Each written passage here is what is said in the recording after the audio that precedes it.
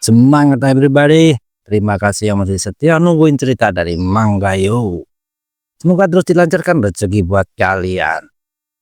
Sekarang kita lanjutkan Saburoku Santa. Mari kita mulai. Di cerita sebelumnya, terjadi dua pertarungan di dua tempat berbeda. Yang pertama Amata versus Bando, yang kedua Raita versus Mashima. Raita maju melayangkan bogem kanannya, tapi Mashima bisa menghindar. Raita tidak kendal. Dia terus menghujani Mashima dengan pukulan-pukulan keras dan satu tendangan tinggi yang juga masih tertahan. Boleh juga, kata Raita. Gak usah banyak-banyak, saut Mashima. Kali ini giliran Mashima yang inisiatif menyerang duluan. Sedangkan di kuil Kokoku, duel lainnya juga segera dimulai. Amata sudah bersiap menghadapi Hayato Bando. Keduanya berdiri tegak, saling berhadapan. Disaksikan Ginta dan gugupnya yang setia menemani. Hayato menatap Amata dengan tajam. Aku masih ingat ekspresi itu, gumam Amata. Baiklah, aku akan mengalahkanmu sekarang. Dan bersamaan dengan teriakan cinta, Amata berlari dan melompat ke depan. Pukulan pertama bisa dihindari, disusul tendangan putar yang juga tidak kena.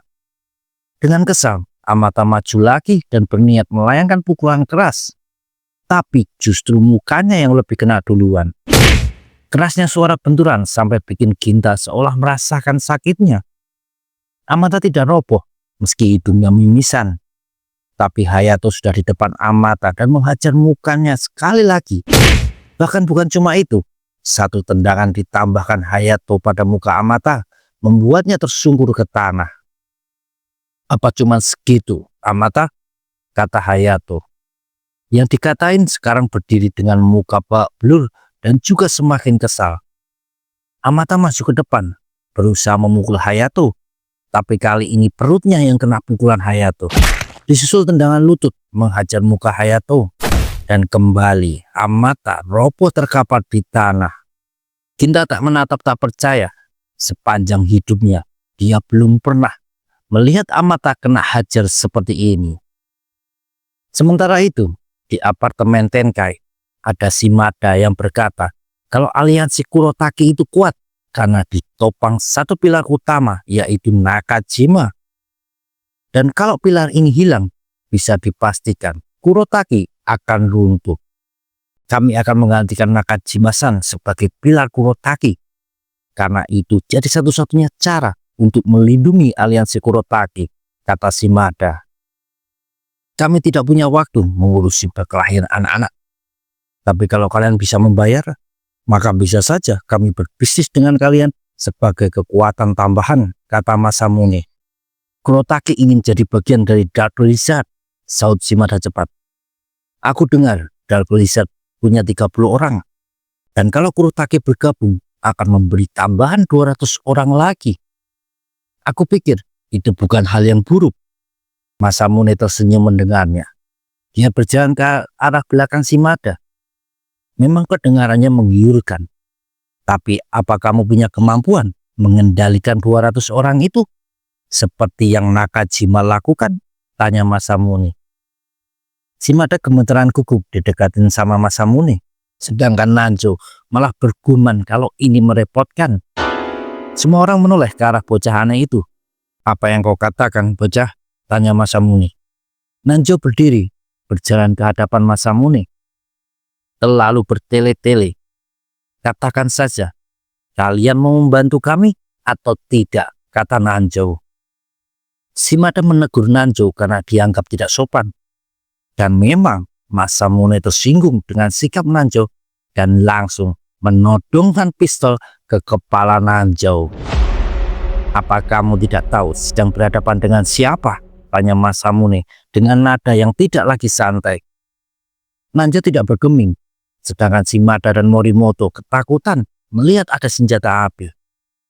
Masamune, hentikan, tegur Tenkai. Masamune tidak bergerak. Pistolnya masih menempel di pelipis Nanjo. Apa kamu tidak dengar, Masamune? Tegur Tenkai untuk kedua kalinya. Masamune akhirnya mengangkat tangannya. Maaf Tenkai, Terbawa suasana saja, katanya sambil tersenyum. Morimoto dan Shimada langsung bernapas lega, sedangkan Tenkai bangkit dari duduknya. Aku ingin makan miso. Lalu Tenkai berjalan melewati 3 bocah Kurotaki. Sepertinya kalian punya nyali juga ya. Masamune, tolong jaga mereka, kata Tenkai. Siap, jawab Masamune.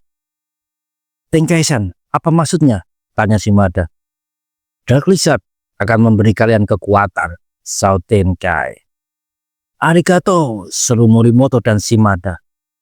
Mereka langsung merangkul Nanjo. Kamu bikin khawatir tahu? Nanjo cuma tersenyum saja. Sekarang ceritakan lebih banyak lagi tentang keadaan Kurotaki, kata Masamune. Dan kamu Nanjo, kalau masih mau hidup, sebaiknya perhatikan sikapmu selanjutnya. Iya, aku mengerti, saut Nanjo dengan santai. Pindah lagi ke halaman kuil. Amata masih berdiri dengan muka yang lebih babak belur. Belum selesai Hayato?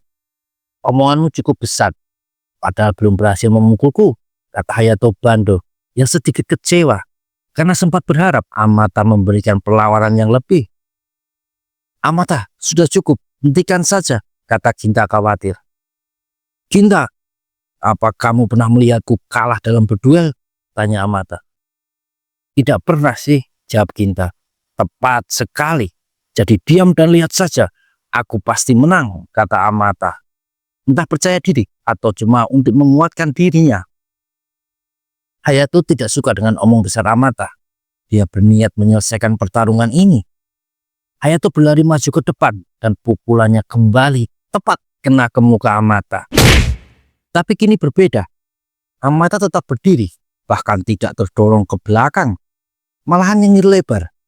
Hayato yang kaget tidak sempat menghindar pas pukulan belasan Amata mengenai mukanya, bikin Hayato Bando terlempar dan jatuh ke tanah. Ginta bersorak senang. Bagaimana Hayato? Apa pukulanku berasa? Kata Amata. Sedangkan Hayato menoleh dengan muka marah. Kamu tidak akan bisa mengalahkanku, tambah Amata. Sedangkan di Hosen, Raita dan Mashima sama-sama sudah babak belur. Keduanya saling berbalas serangan tanpa henti. Raita unggul tenaga. Dia menarik Mashima dan membantingnya ke tanah. Saat Mashima berusaha berdiri, Raita menubuk badan Mashima dan keduanya menabrak ketumpukan kursi yang bertumpuk di pinggir. Terdengar suara Raita terus menghajar Mashima. Sepertinya sudah kelihatan ya komen Mitsunobu. Terdengar suara kursi bertebaran. Raita berdiri. Mitsunobu dan Uchi mengira kalau pertarungan sudah selesai. Tapi mengejutkannya, dahi Raita malah mengucurkan banyak darah. Kamu terbiasa bermain kotor ya, kata Raita geram. Mitsunobu dan Uchi kaget karena itu luka dari senjata tajam.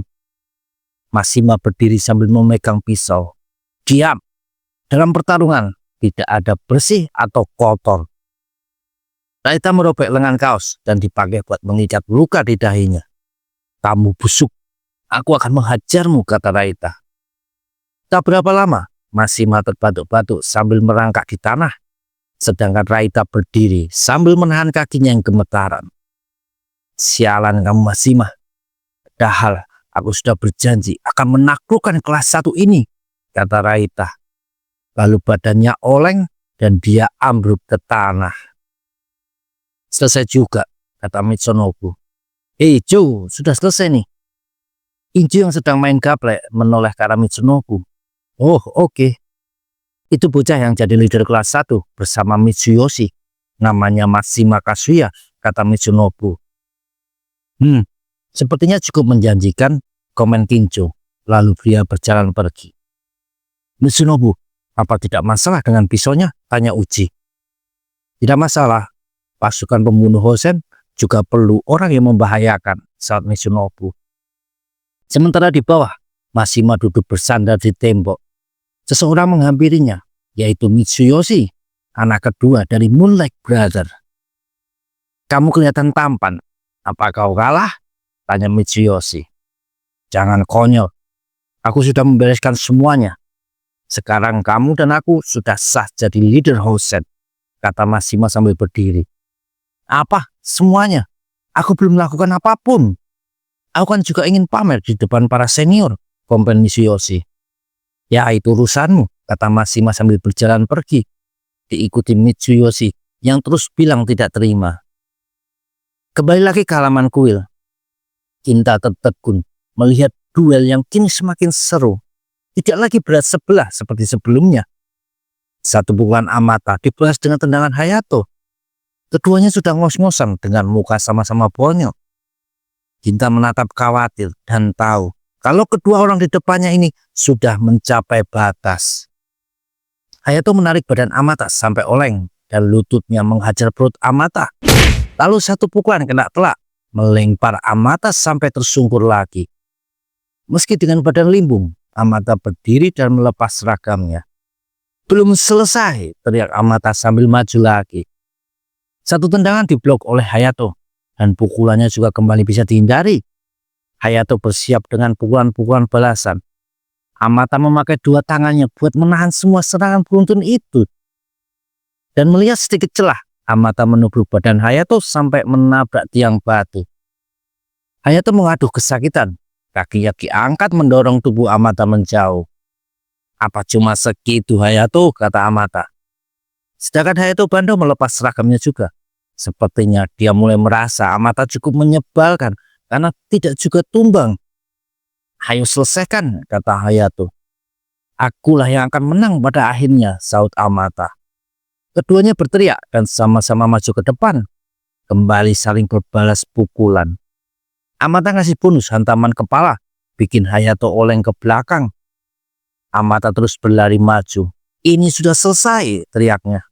Hayato bereaksi cepat, memutar badan dan melayangkan tendangan cepat yang jadi andalannya. Kakinya dengan cepat mendekati kepala Amata. Tapi di detik terakhir, Amata sempat menunduk buat menghindar. Hayato tak percaya ada orang yang bisa bereaksi pada tendangan andalannya itu. Kesempatan tersebut dipakai Amata buat terus maju. Dan satu pukulan keras mengarah ke muka Hayato.